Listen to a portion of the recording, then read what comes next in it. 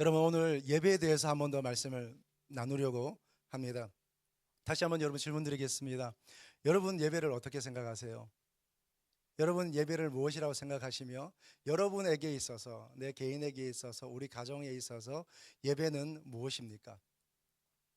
한 단계 더 깊이 나아가서 여러분이 예배를 드린다고 할 때에 그 예배의 중심에는 누가 있습니까? 그 예배의 중심에는 무엇이 있습니까?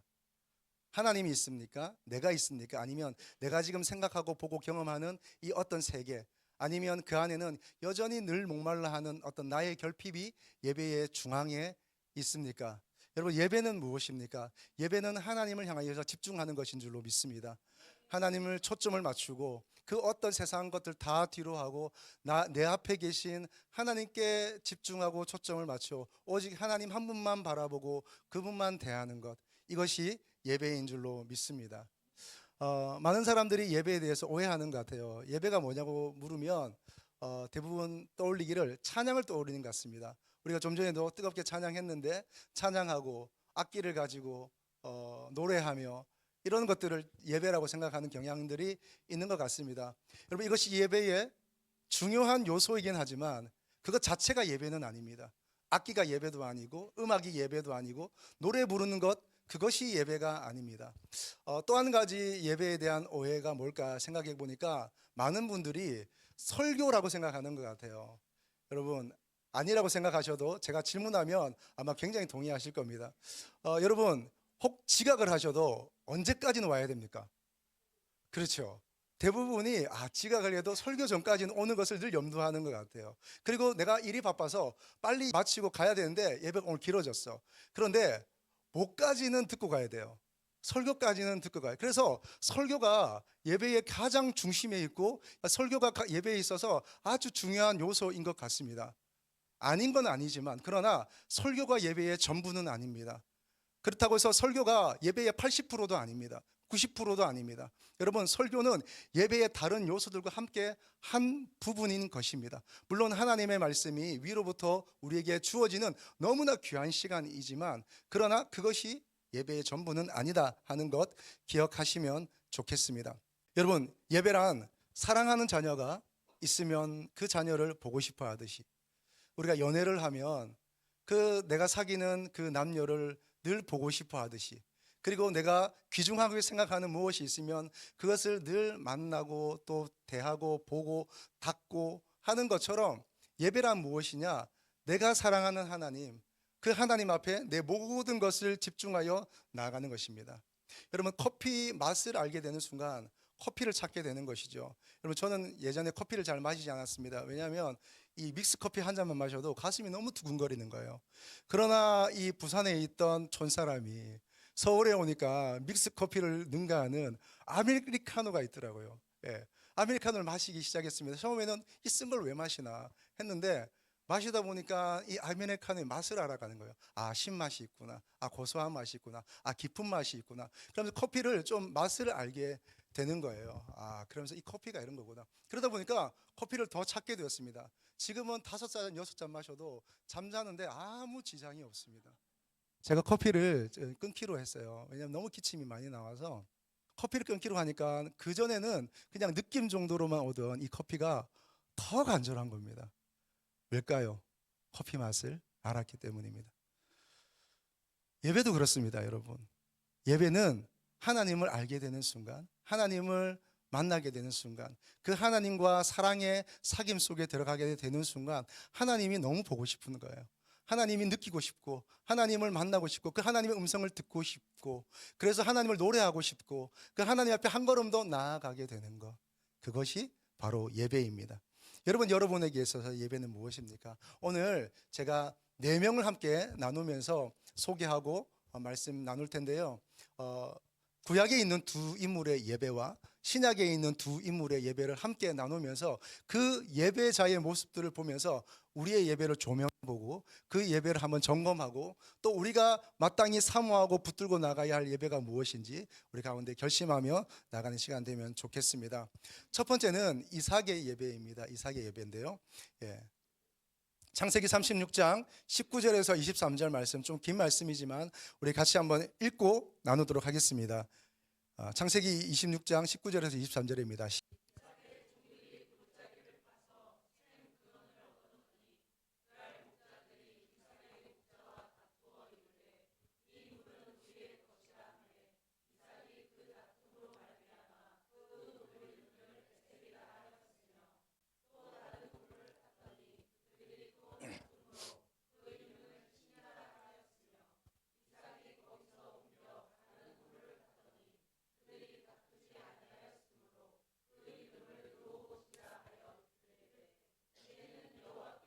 우리를 위하여 넓게 하셨으니 이 땅에서 우리가 번성하려.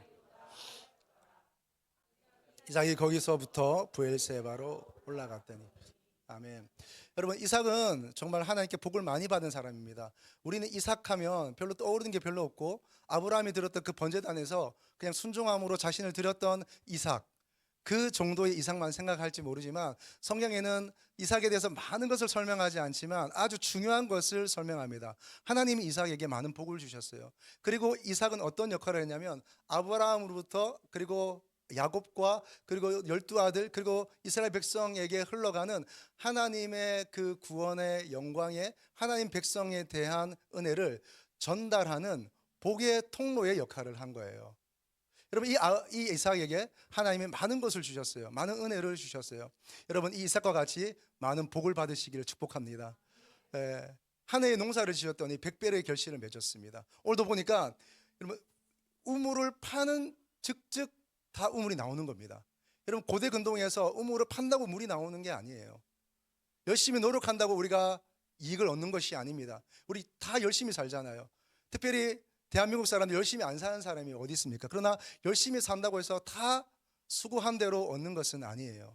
그런데 오늘 보니까 이삭이 우물을 파면 파는 대로 물이 나오는 거예요. 이 은혜가 저와 여러분에게도 있기를 축복합니다. 근데 이 이삭에게 있는 그 은혜의 비결은 그런 능력, 우물을 팠더니 물이 나오는 어떤 요행, 우리 흔히 말하는 운이 좋았다, 재수가 있다, 이런 것과는 완전히 다른 것입니다. 여러분 보세요. 처음에 우물을 팠습니다. 우물을 팠더니 어떻게 해요? 그랄 목자들이 다가와서 이 땅은 우리 땅이고 우리 땅에서 우물을 팠으니 이 우물은 우리 거다 라고 빼앗아 가기 시작합니다. 그랬더니 이삭이 아무 말 하지 않고 이 우물을 놓고 다른 곳으로 갑니다. 다른 곳을 가서도 우물을 팠습니다. 거기서도 물이 나온 거예요. 그랬더니 그랄 목자들이 또 쫓아왔습니다. 참 너무하네요. 그죠? 와서 또 이 우물이 우리 거라고 얘기를 하는 겁니다. 그래? 그러면 이 땅도 너희 땅이니 그냥 두자 하고 이 두 우물을 이름하여 에색과 신나라고 이름을 했습니다. 다툼이라는 뜻들입니다. 다투다, 싸우다. 다툼으로 인한 것들은 내가 떠나간다는 거예요. 다툼이 생기는 장소는 내가 떠나간다는 거예요. 여러분, 잘 떠나가시기를 축복합니다. 여러분, 내 마음을 너무 아프게 하는 곳, 또 나와 다툼이 있는 곳, 여러분, 모든 사람을 우리가 단절할 수 없겠지만 여러분, 부득이 싸우는 장소에 너무 계시지 마시고, 그리고 나를 힘들게 하는, 또 내 마음에 하나님 중심됨을 빼앗게 하는 그런 많은 것들은 여러분 잘 벗어날 수 있기를 축복합니다. 여러분, 많이 알려진 이야기지만 여러분, 독수리가 먹이를 취해서 그 먹이를 들고 갈 때에 여러분, 그 먹이를 뺏어 먹기 위해서 수많은 까마귀들이 그 독수리를 공격하기도 합니다. 그럴 때의 독수리는 어떻게 할까요? 함께 소리 지르면서, 함께 대적하면서, 싸우라고 나가라고 날개짓을 하면서 그 독수리가 까마귀를 한 마리 한 마리 대할까요? 그렇지 않습니다. 독수리는 그 까마귀가 날아올 수 없는 그 높은 고공을 향해서 날아가 버립니다. 그러면 더 이상 그 까마귀들이 따라갈 수 없는 것이죠. 여러분, 믿음의 사람들이 싸우는 방식입니다. 믿음의 사람이 싸우는 방식은 함께 대적하여 싸우는 것이 아니라 때론 내가 손해가 볼지라도 그것을 놓고 그 싸움의 자리, 다툼의 자리를 떠나는 것이죠. 자, 그리고 떠났더니 하나님이 또 큰 은혜를 주셨어요. 또 땅을 팠더니 물이 나왔습니다. 그곳 이름을 뭐라고 했습니까? 르호봇이라고 했습니다. 이 르호봇의 뜻은 넓다라는 뜻입니다. 하나님이 우리의 삶을, 우리의 관계를, 우리의 은혜를 넓게 하시는구나. 더 넓은 장소로 나아갔습니다. 여러분 어떠세요? 하나님의 말씀대로 순종해서 싸우는 장소를 피하고 그 사람을 저주하지 않고 그 사람을 오히려 축복하며 그 다툼의 자리에서 떠났더니 하나님이 여기서 더 넓게 하신 거예요. 더 복을 주신 거예요. 더 넉넉하게 하신 거예요. 수입이 배가 되게 하신 거예요. 여러분, 그러면 우리는 어떻게 할까요? 이 직장에 뼈를 묻지 않겠습니까? 아, 이것이 하나님의 복이구나 하면서 여기서 누리고 살지 않겠습니까? 그런데 이삭은 여기에 머무르지 않습니다. 여러분 23절로 보십시오. 23절 같이 한번 더 읽겠습니다. 23절. 브엘세바는 어떤 곳이냐면 그 아버지 아브라함이 우물을 파고 거기서 예배드렸던 장소입니다. 브엘세바. 브엘은 우물이라는 뜻이고요, 세바는 일곱이라는 뜻입니다. 축복이라는 뜻입니다. 완전함이라는 뜻입니다. 그래서 하나님께서 주신 그 은혜의 우물로 나아갔던 거예요. 그런데 아브라함은 여기서 우물만 파는 것이 아니라 여기서 하나님을 예배했습니다. 하나님을 예배했어요. 아버지 아브라함이 하나님을 예배했던 그 장소로 나아가는 거죠. 무슨 말이냐면 다툼을 떠나가고 하나님이 주신 그 넓은 장소, 넉넉한 장소를 거기서 만족하며 거기서 머물러 있지 않고 이삭은 어디까지 나아갑니까? 그 아버지 아브라함이 예배했던 곳, 그 아버지 아브라함이 예배할 때에 하나님이 임재하시고 그 가족을 만나 주셨던 예배의 자리로 나아갑니다. 여러분, 예배는 무엇입니까? 예배는 하나님을 향하여 한 걸음 더 나아가는 것입니다. 예배란 무엇이냐? 예배란 모든 것을 넘어 하나님을 갈구하는 것입니다. 애색을 갈구하지도 않고요, 신나를 갈구하지도 않고 내게 넓게 해주셨으니 이것이 복의 전부인 줄 알고, 내게 건강 주시니까, 내게 물질의 복을 주시니까, 내게 어떤 관계의 복을 주시니까, 내가 뭔가 누릴 수 있는 위치에 올라가니까 그것이 하나님의 복인 줄 알고, 그것이 하나님의 복의 본질인 줄 알고 거기에 묻혀서 거기에 함께 누리고 앉아있지 않고 그 복을 주신 더 근원이신 하나님, 복의 근원 강림하사 복의 근원이신 하나님에 가여 한 걸음 더 나아갑니다. 거기서 하나님을 예배하는 겁니다. 여러분, 예배는 무엇입니까? 하나님이 찾으시는 예배자는 어떤 사람입니까? 내게 주어진 것들이 있지만, 내게 주신 하나님의 은혜가 많지만, 내게 주신 하나님의 복이 많지만, 내가 누릴 수 있는 건 많이 있지만 그것들을 다 뒤로 하는 겁니다. 그리고 그 복의 근원 되신 하나님 앞으로 한 걸음 더 나아가는 것, 여러분, 그것이 예배이고 하나님이 그런 예배자 찾으신 줄로 믿습니다. 여러분, 영성은 무엇입니까? 영성은, 믿음이라는 것은 모든 상대적인 것을 상대화시키고 절대적인 하나님을 절대화할 수 있는 그것이 영성이고 능력이고 믿음입니다. 할렐루야. 여러분, 제가 신정우 목사님이 쓰신 페이지 처치라는 책을 읽다가 참 감동을 받은 부분이 있어서 함께 나누려고 합니다. 100가지를 기도하고 1000가지를 기도해도 하나님은 한 가지로 답하신다. 100명이 기도하고 1000명이 기도해도 하나님의 답은 하나밖에 없다. 능력을 구하고 기회를 구하고 기쁨을 구하고 사람을 구해도 수많은 기도 제목을 드려도 하나님의 답은 하나다. 바로 하나님 자체이다. 그래서 어떤 기도를 하든 나의 임재가 필요하구나라고 말씀하신다. 수많은 문제는 수많은 답이 아니라 하나님 한 분으로 풀리기 때문이다. 임재하셔서 일하시기 때문이다. 여러분, 예배 가운데 무엇을 구하십니까? 예배 가운데 평안을 구하십니까? 예배 가운데 더 큰 은혜를 구하십니까? 예배 가운데 좀 더 세련되고 좀 더 화려한 예배, 아니면 내 마음을 터치해주는 그런 깊이 있는 예배를 구하십니까? 하나님 구하시기를 축복합니다. 하나님이에요, 하나님. 예배는 하나님께 초점을 맞추고 나아가는 것입니다. 여러분, 이삭의 예배는 모든 것을 뒤로하고 모든 상대적인 것을 뒤로하고 하나님께 나아가는 그런 사람이었습니다. 여러분, 이런 예배자 될 수 있기를 축복합니다. 여러분, 두 번째는요, 세리입니다. 세리는 어떤 사람입니까? 세금 거두어서 그들을 지배하고 있는 로마 제국에 그 세금 바치는 사람이고 거기서 자기 수당을 떼는 사람이에요. 여러분, 이런 사람이 좋았을까요? 이스라엘 백성들은 좋지 않았을 것입니다. 그런데 많은 사람들은 세리를 무시하고 세리를 외면하고 그리고 그 세리들과 함께 식사하지 않았습니다. 얼마나 외로웠을까요?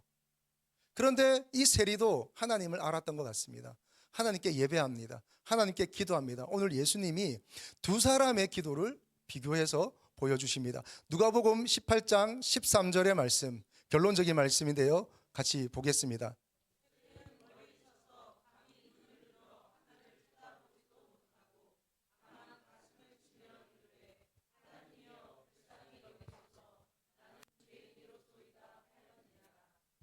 두 사람이 하나님께 기도했습니다. 한 사람은 바리새인이라는 사람이고 한 사람은 세리입니다. 이들의 직업을 다시 한번 설명을 드리자면, 세리는 세금을 걷어서 그들을 지배하는 국가에 납부하는 사람입니다. 바리새인은 어떤 사람입니까? 종교인입니다. 바리새라는 뜻은 분리되다라는 뜻이 있습니다. 분리되는 사람, 그러니까 율법을 지킬 수 없는 사람, 죄인들, 이런 사람들과 나는 분리되어 있다. 11조 하지 않는 사람, 이런 사람과 나는 분리되어 있다. 하나님께 온전히 시간을 내어서 금식하거나 기도하지 않는 사람들과 나는 분리되어 있다. 나는 이만큼 한다라는 사람들입니다. 여러분, 그 이름에 얼마나 교만함이 들어있습니까? 구분되는 정도가 아니라 나는 아예 분리되어 있다라고 말하는 겁니다. 두 사람이 기도했습니다. 기도했는데 한 사람은 이렇게 기도합니다. 하나님, 저는 저 세리와 같지 않게 해주셔서 감사합니다. 저는 11조도 하고 하나님께 기도도 하고 금식도 하고 구제도 합니다. 하나님, 이만하면 괜찮죠? 감사해요. 하나님, 저를 이렇게 만들어 주셔서 감사해요. 하나님, 영광을 받으십시오 라고 기도했습니다. 근데 세리는 어떻게 기도했을까요? 세리는 땅을 바라보며 감히 하늘을 우러러 보지도 못하고 땅을 바라보며 가슴을 치며 기도합니다. 멀리 서서 성전 깊이 안으로 들어가지도 못하는 것 같아요. 어떤 뜰에 서서 눈을 들어 하늘을 쳐다보지도 못하고 다만 가슴을 치며 하나님이여 불쌍히 여기소서 나는 죄인으로소이다. 근데 예수님 말씀하세요. 이 기도를 누가 들어주셨는가? 하나님이 세리의 기도를 들어주셨다고 말씀하셨어요. 여러분, 어떤 기도를 드려야 될까요? 우리는 어떤 신앙생활을 해야 될까요? 어떤 예배를 드려야 될까요? 이만하면 참 괜찮은 예배, 이만하면 참 괜찮은 신앙생활. 제가 뭐 헌금을 안 해요, 봉사를 안 해요, 예? 제가 뭐 훈련을 안 받아요, 뭐 이걸 안 해요, 저걸 안 해요. 하나님, 목사님, 저 정도면 괜찮지 않아요? 하나님이 아시죠. 하나님만 아십니다. 그런데 진짜 하나님이 받으시는 예배는 어떤 예배일까요? 나의 어떠함을 드러내는 예배, 내가 드러나는 예배, 사람이 나타나는 예배, 그런 예배는 하나님 기뻐하지 않으십니다. 하나님은 세리의 예배를 받으셨다 말씀하셨습니다.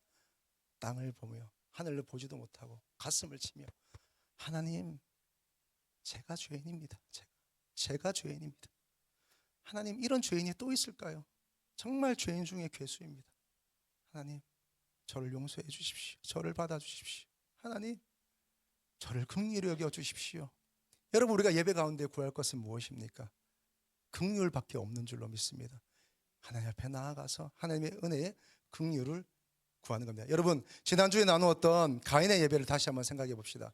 하나님이 아벨의 예배를 받으셨습니다. 가인의 예배는 받지 않으셨습니다. 그런데 우리가 기억해야 될 것은 하나님이 아벨과 그의 제물은 받으셨어요. 그러니까 예배와 그 예배자, 제물과 그 제사 드리는 사람은 전혀 구분되지 않습니다.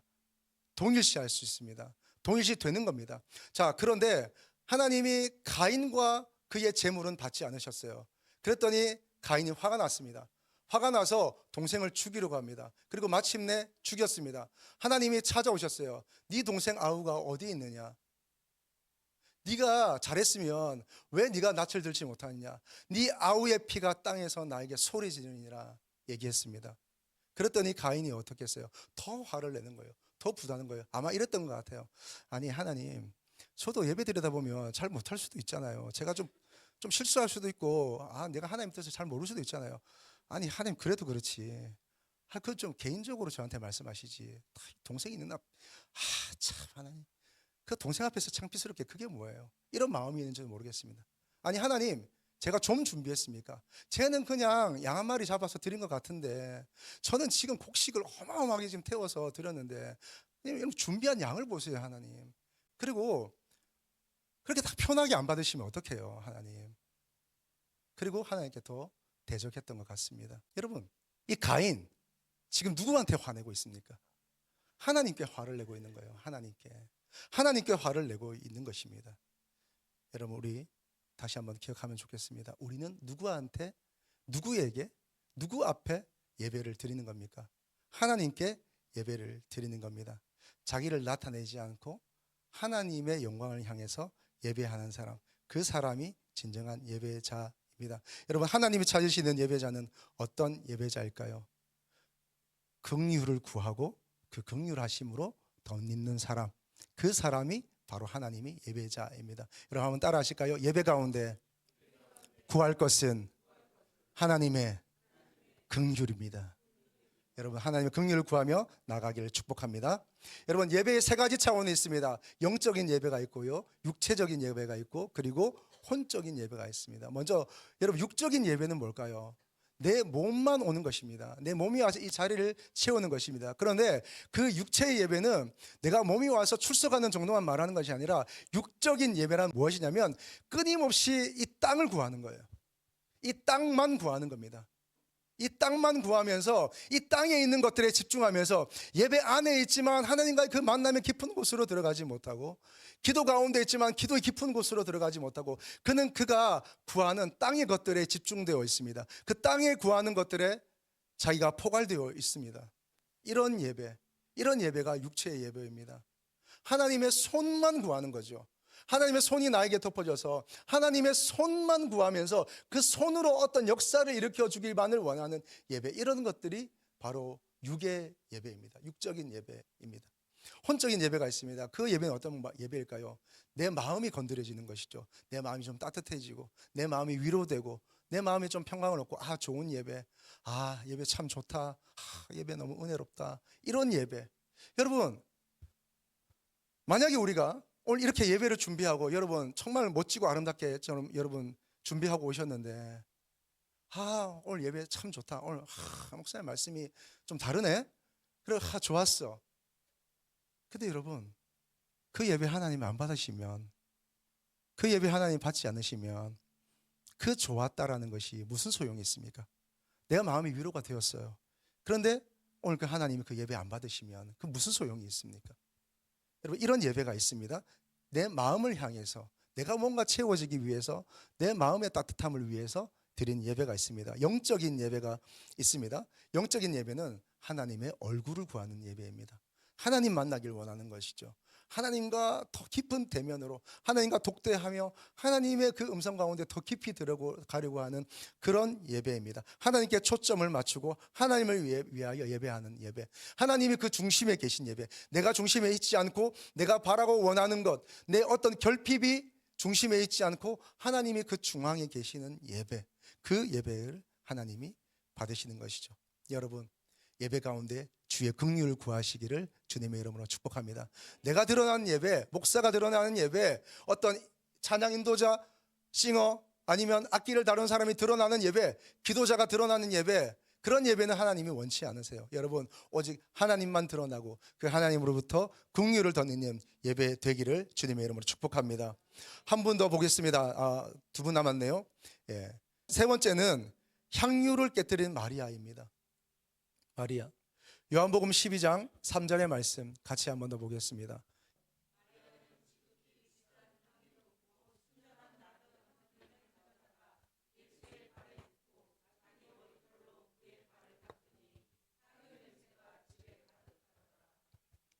예수님이 그 제자들과 함께 마리아 마르다 이 집에 왔습니다. 나사로가 사는 그 집으로 들어온 것이죠. 함께 식사를 나눕니다. 나누는 가운데 왜 예수님이 갑자기 발을 씻겼을까요? 발냄새가 많이 났을까요?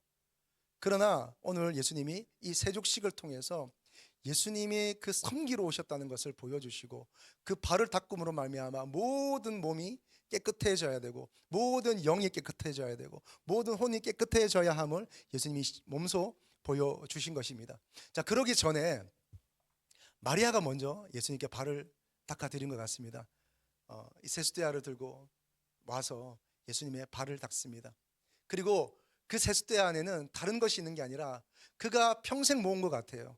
아주 오랫동안 모은 것 같습니다. 향유 옥합을 깨뜨려서 그 발로 그 향유로 예수님의 발을 씻기고, 그리고 자신의 머릿결. 여러분, 여성의 머릿결이란 얼마나 중요한 것입니까? 그 자기가 아주 길게 아름답게 꾸몄던 그 머릿결로, 그 머리털로 예수님의 발을 닦는 것입니다. 자기가 그렇게 소중하게 생각했던 것들을 끼워 넣는 것입니다. 여러분, 지난주번에 말씀드렸던 것처럼 제가 다시 한번 말씀드리겠습니다. 하나님은 우리에게 가장 소중한 것을 원하신다고 할 때에 우리 마음에는 알 수 없는, 믿음으로는 아멘 하겠는데, 하나님의 주권 아래에서는 아멘 하겠는데, 뭔가 내 인간의 입장에서 볼 때는 뭔가 아멘이 되지 않는 그런 부분이 있지 않습니까? 하나님 우리에게 가장 소중한 것을 원하신다. 마치 하나님이 그 피라미드의 꼭대기에서 모기사슬과 같이 내 것을 다 뺏어가려고 하는 것 같은 그런 하나님처럼 느끼는, 왜 꼭 그래야 돼? 라는 마음이 우리 가운데 들지 모르겠습니다. 그러나 다시 말을 바꾸어서 말하면 하나님은 우리에게 가장 소중한 분이 되기를 원하신다. 하나님은 우리에게 가장 소중한 분이 되기를 원하신다. 하나님은 나에게 가장 소중한 것을 원하신다는 말과 하나님은 나에게 가장 소중한 분이 되길 원하신다는 말은 같은 말입니다. 더 나아가서 하나님은 나에게 참 하나님 되길 원하신다는 말과 같은 말입니다. 오늘 마리아가 향유 옥합을 깨뜨린 것은 이 옥합 깨뜨려서 내가 더 큰 것 얻으려는 것도 아니고, 이 옥합 깨뜨려서 하는 예수님께 잘 보이려고 하는 것도 아니고, 이 마리아의 마음에는 예수님이 자기에게 가장 소중한 분인 거예요.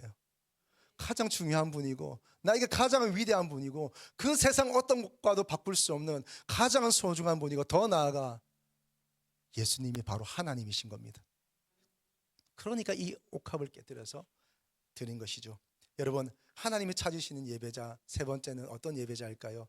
예수님의 가치를 알고 그 예수님께 나의 모든 가치를 드릴 수 있는 사람. 여러분, 이것은 돈의 문제가 아닙니다. 이것은 시간의 문제가 아닙니다. 여러분, 이것은 어떤 헌신의 문제가 아닙니다. 마음의 문제입니다. 중심의 문제이고 내 마음 한가운데, 내 영 한가운데 하나님이 계시는가 하는 것입니다. 여러분에게 예수님은 어떤 분이신가요? 여러분에게 하나님은 어떤 분이신가요? 여러분에게 예배는 무엇입니까? 예수님이 가장 소중한 분 되기를 주님의 이름으로 축복합니다. 자, 마지막 한 분 더 보겠습니다. 그분은 다윗입니다. 다윗. 여러분, 사무엘하 6장 13절 14절 그리고 21절 같이 보겠습니다.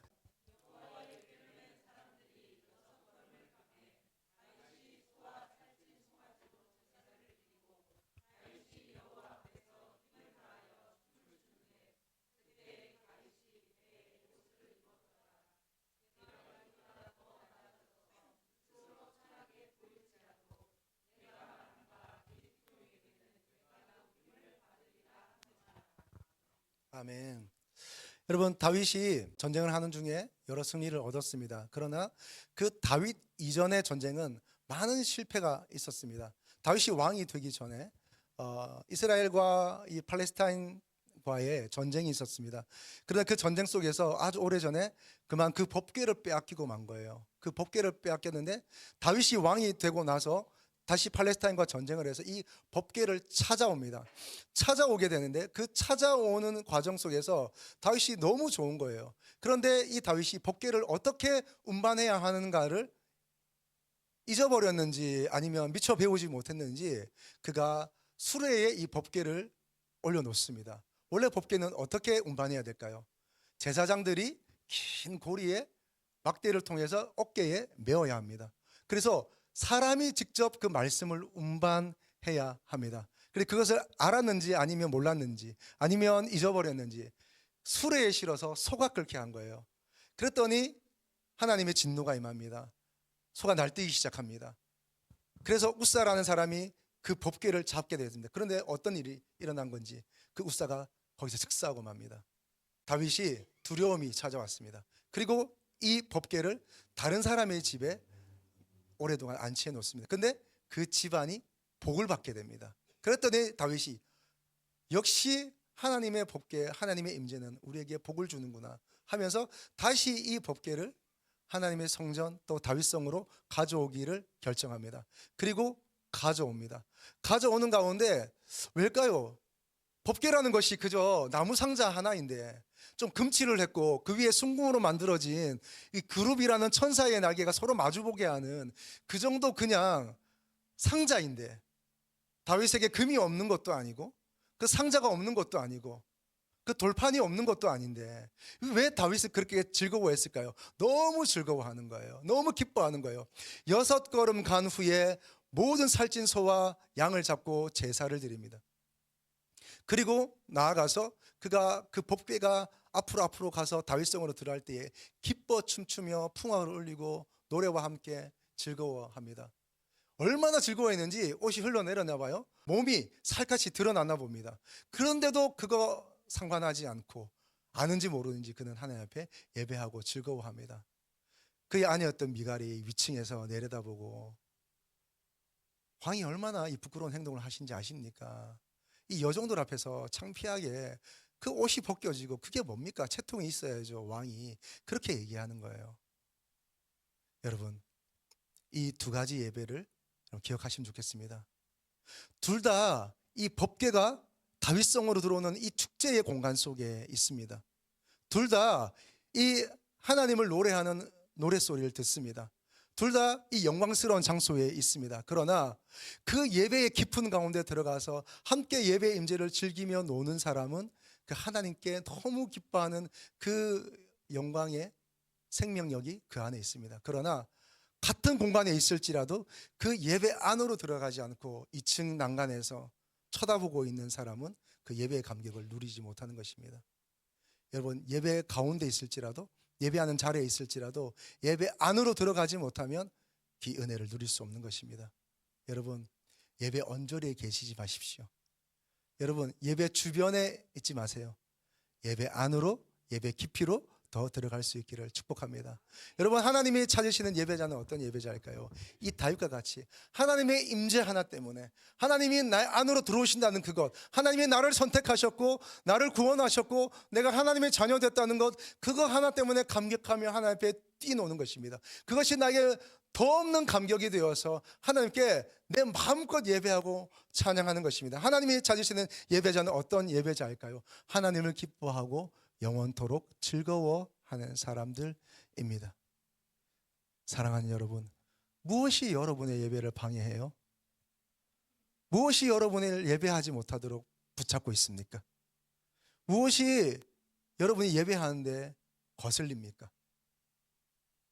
혹시 미갈과 같이 예배를 보고 있으니까 그런 거 아닙니까?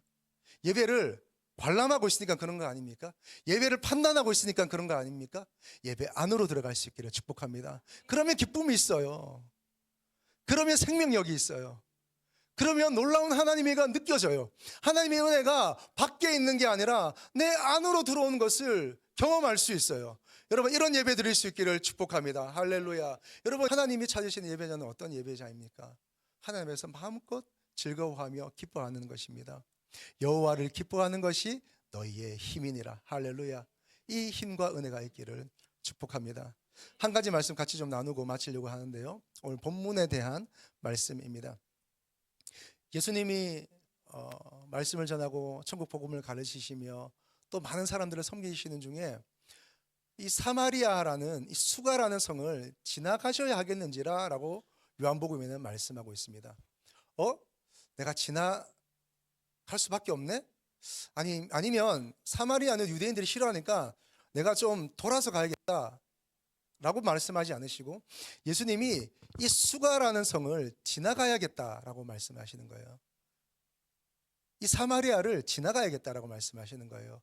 거기에 한 여인이 있기 때문에 그 여인 만나러 가시는 것 같습니다. 그 여인은 어떤 여인입니까? 여러분이 잘 아시는 것처럼 남편 5명이 있었습니다. 그리고 지금 한 남성과 동거하고 있는데 이 남성도 사실 남편은 아닙니다. 여러분, 우리가 이렇게 생각할 때에 어떤 느낌이 드세요? 참 이 여인의 삶이 기구하네. 그리고 이 남자를 수없이 바꾸는 여인처럼 우리가 생각할 수 있지만 그렇지 않습니다. 여러분, 이 고대 근동에는 여자가 먼저 이혼장을 내밀 수 없어요. 무슨 말이냐면 이 여인은 수많은 남자들에 의해서 이혼당한 사람입니다. 그리고 지금 살고 있는 이 남자도 자기의 모든 삶과 마음을 줄 수 없는, 뭔가 아직은 불안한 이런 상황입니다. 이렇게 십수년을 지내온 것 같습니다. 이런 여인에게 그 마음과 그 삶은 어떠할까요? 그 마음의 괴로움은 어떠할까요? 여러분, 예수님이 그 여인을 찾아오십니다. 찾아오셔서 물을 달라고 하십니다. 여러분, 이 대화 속에서 좀 두 가지를 나누려고 하는데요, 하나는 이 여인이 예수님과의 만남 속에서 예배에 관한 질문을 합니다. 어떤 사람은 이 사마리아 산에서 예배하면 된다고 얘기하고, 어떤 사람은 저 예루살렘 성에서 예배해야 된다고 얘기하는데 어디서 예배해야 돼요? 라고 예배의 장소 또는 예배의 방법을 질문합니다. 그런데 예수님이 그 장소와 방법을 훨씬 더 뛰어넘는 말씀을 예수님이 하세요. 여기서도 말고 저기서도 말고 하나님께 예배할 때는 영과 진리로 예배한다. 그렇게 예배할 때가 오나니 하나님은 그렇게 자기를 예배하는 자들을 찾으신다라고 말씀하시는 겁니다. 그래서 많은 사람들이 이렇게 얘기합니다. 아무 데서나 예배드리면 되잖아요. 벌써 예수님도 여기서도 말고 저기서도 말고 하니까 아무 데서나 예배드리면 되는 거 아니에요? 아니요, 예수님 그런 말씀을 하는 게 아니에요. 지금 아무 데서나 예배드려도 된다, 그런 말씀을 하는 게 아니에요. 예배의 본질을 말씀드리는 거예요. 예배란 장소의 개념이 아니라 어디서 예배하든지 간에 영과 진리로 예배하는 것이다 라는 겁니다. 여러분, 뭐가 영으로 예배하는 것입니까? 그것은 내 몸만 예배하지 않고 하나님을 알고 하나님과 소통하며 예배하는 것입니다. 여러분, 영은 무엇입니까? 영은 우리가 하나님을 알게 하고 하나님과 소통하게 하는 유일한 기관입니다. 그 기관을 통해서 하나님과 소통하는 예배, 이것이 영으로 예배하는 것입니다. 예배 1시간 잘 참석했고 오늘 주일 성수를 했고, 그것이 예배이기보다는 예배란 하나님과 소통하는 것입니다. 여러분, 예배 가운데 하나님과 소통함이 있기를 축복합니다. 그럴 때 기쁨이 있어요. 그럴 때 감격이 있습니다. 그럴 때 자유가 있습니다. 그럴 때 말씀이 내 말씀이 되는 것입니다. 진리로 예배해야 된다고 했습니다. 여러분, 진리가 뭘까요? 진리는 사실을 말하는 겁니까? 진실을 말하는 겁니까? 여러분, 성경에서 말하는 진리란 무엇이냐? 결코 흔들리지 않는, 결코 변하지 않는 반석과 같은 거예요. 반석. 여러분, 변하지 않는 반석과 같은 것이 무엇입니까? 우리 하나님의 말씀입니다. 우리 주 예수 그리스도이십니다. 하나님의 말씀 안에서 반석 위에서 예배하는 것, 그것이 진리로 예배하는 것입니다. 세상의 변화무쌍한 그 변할 수밖에 없는 것들 위에서 예배하지 않고 하나님의 반석의 말씀에서 예배하는 것, 하나님의 흔들리지 않는 우리 주 예수 그리스도 안에서 예배하는 것, 그리고 하나님과 소통하며 예배하는 것, 이것이 바로 영과 진리로 예배하는 것입니다. 여러분, 그 예배 안에는 어떤 것들이 있을까요? 점점 더 예수님을, 하나님을 알아가게 됩니다. 처음 이 수가성 여인이 예수님을 만났을 때 뭐라고 질문하냐면 이렇게 얘기합니다. 이 우물물은 야곱이 우리에게 준 것인데 당신은 야곱보다 큰 사람입니까? 라고 질문합니다. 그 앞에는 어땠을까요? 당신은 유대인으로서, 유대 남자로서 어떻게 이 사마리아 사람, 그것도 여자인 나에게 물을 달라고 합니까? 예수님을 유대 남자로 보았습니다. 그런데 예수님이 하시는 말씀이 보통이 아니거든요. 그러니까 내가 너에게 주는 물은 결코 목마르지 않는다 라고 얘기를 하니까 이 여인이 좀 큰 분인가? 당신이 우리에게 이 우물물을 준 야곱보다 더 큰 사람입니까? 라고 질문을 합니다. 그럴 때 예수님이 얘기하시죠. 네 남편을 데려오라고. 그랬더니 이분은 보통 분이 아니구나. 야곱보다 큰 사람 정도가 아니구나. 이분은 선지자구나. 선지자라고 얘기합니다. 옳소이다. 당신은 선지자입니다. 라고 얘기했더니 예수님이 더 많은 얘기를 하십니다. 그리고 그녀와 대화하는 과정 속에 이분이, 이 예수님이 메시아인 것을 알게 됩니다. 그리고 그 물동이를 내버려 두고 동네 사람들에게 나아가서 보라, 오늘 우리가 그렇게 기다리던 메시아를 내가 만났다라고 말하게 되는 거죠. 여러분, 이것이 예배의 은혜입니다. 예배란 하나님을 더 알게 되는 거예요.